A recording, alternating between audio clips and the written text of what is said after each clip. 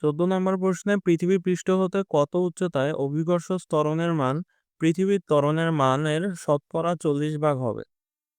আর আমাদের এখানে পৃথিবীর ব্যাসার্ধ বা আর এর ভ্যালু দেয়া আছে। এখন এই উচ্চতায় পৃথিবীর অভিকর্ষ ত্বরণের মান আমরা যদি জিএইচ ধরি, আর ভূপৃষ্ঠে আমাদের হচ্ছে অভিকর্ষ ত্বরণ যদি জি ধরি, এখান থেকে আমরা এইচ এর সূত্রটা সরাসরি আর কি লিখতে পারি, H equal root G by G H -1 into R. এটা মূলত এই সূত্রটা এখান থেকেই আসছে। আমরা হচ্ছে জি এর সূত্রটা যদি লিখি, G into M by R square, আর জি এইচ ইকুয়াল যদি লিখি G into M by R plus H এর হোল স্কোয়ার। এই দুইটা হচ্ছে সমীকরণ ডিভাইড করলে তখন হচ্ছে আমরা এখান থেকে সরাসরি উচ্চতার সূত্রটা এইটা লিখতে পারি। এখন আমরা এই শর্টকাট সূত্রটাই ব্যবহার করব। এখানে আমাদের জিএইচ এর ভ্যালু দেয়া আছে, ভূপৃষ্ঠের যে ভ্যালু তার হচ্ছে শতকরা 40 ভাগ, তাহলে জি ইন্টু 0.4। এখন এই ভ্যালুগুলো যদি বসাই, root G by 0.4 into g -1, আর আর এর ভ্যালু হচ্ছে 6400 কিলোমিটার, 6400 ইন্টু 10⁻³ এখানে জি আর জি কাটা যাবে, তাহলে 1/0.4 -1 এখানে যেটা আসবে।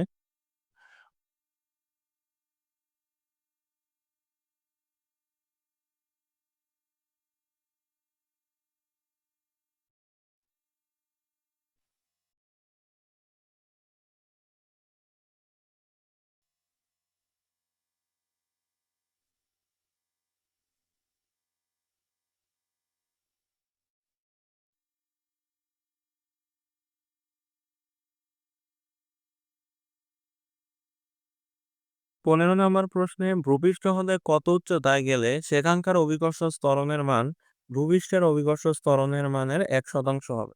এটাও আগেরটার মতো একই ধরনের প্রশ্ন। এইচ ইকুয়াল লেখা যাবে root G by G H -1 into হচ্ছে আর।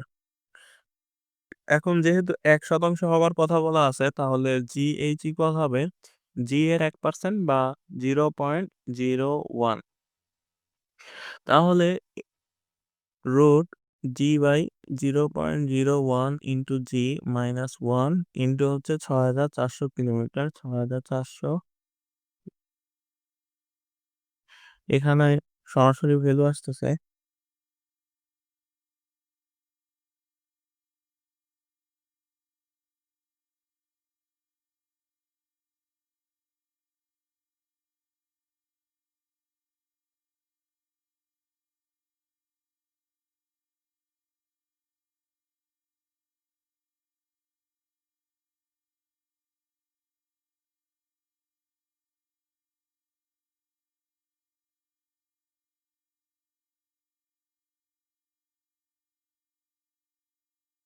ষোলো নম্বর প্রশ্নে একটি গ্রহের ভর ও ব্যাসার্ধ উভয়ই যথাক্রমে পৃথিবীর ভর ও ব্যাসার্ধের দ্বিগুণ।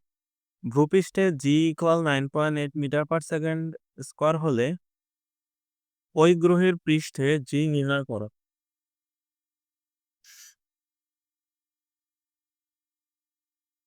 আচ্ছা, এখন আমরা জি এর সূত্র জানি, G equal G M by R square.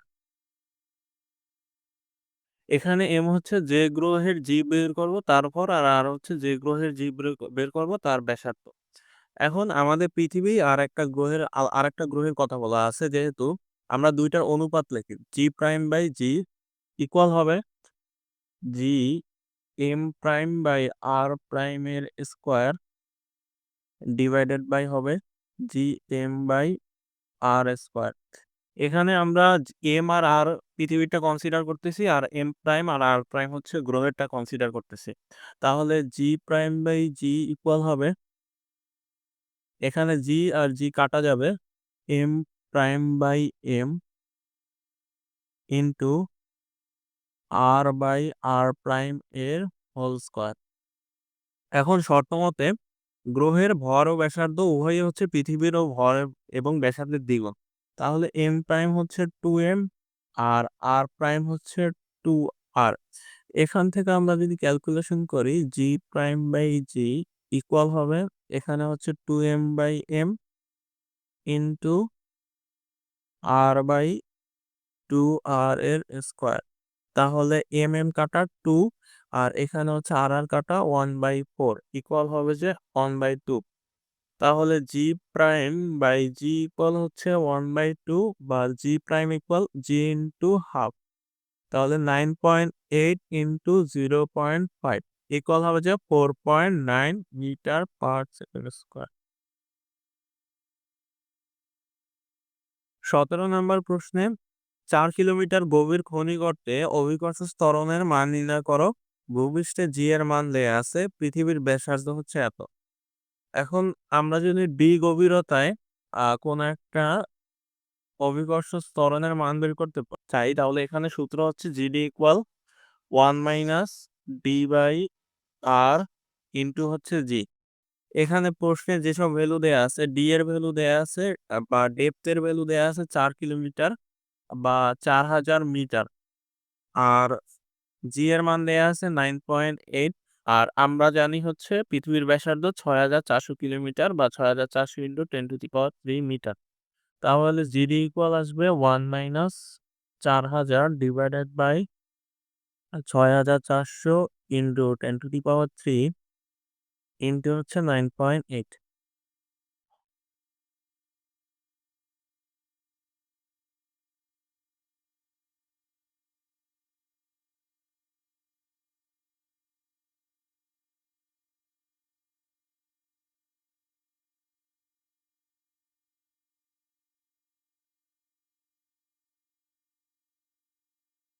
9.79।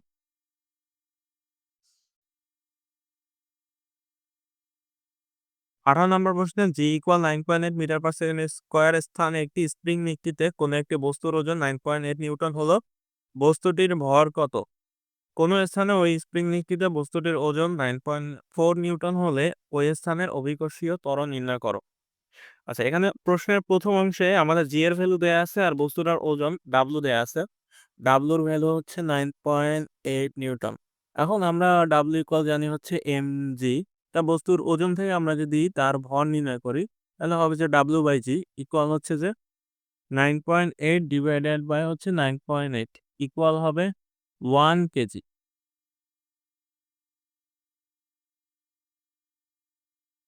আর পরের অংশ হচ্ছে দেয়া আছে বস্তুটার ওজন 9.4 নিউটন।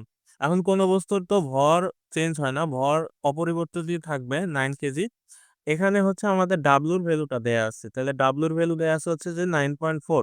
এখান থেকে আমরা জি এর ভ্যালু পাবো আর কি, জি ইকুয়াল 9.4 ডিভাইডেড বাই এম। তাহলে এখানে হচ্ছে 9.4 ডিভাইডেড বাই এম বা 9.4 ডিভাইডেড বাই 1 ইকুয়াল হবে যে 9.4 মিটার পার সেকেন্ড স্কোয়ার। তাহলে পরবর্তী স্থানে আমাদের জি এর ভ্যালু হবে এটা, বা জি প্রাইম লেখা যায় আর কি, জি প্রাইম ইকুয়াল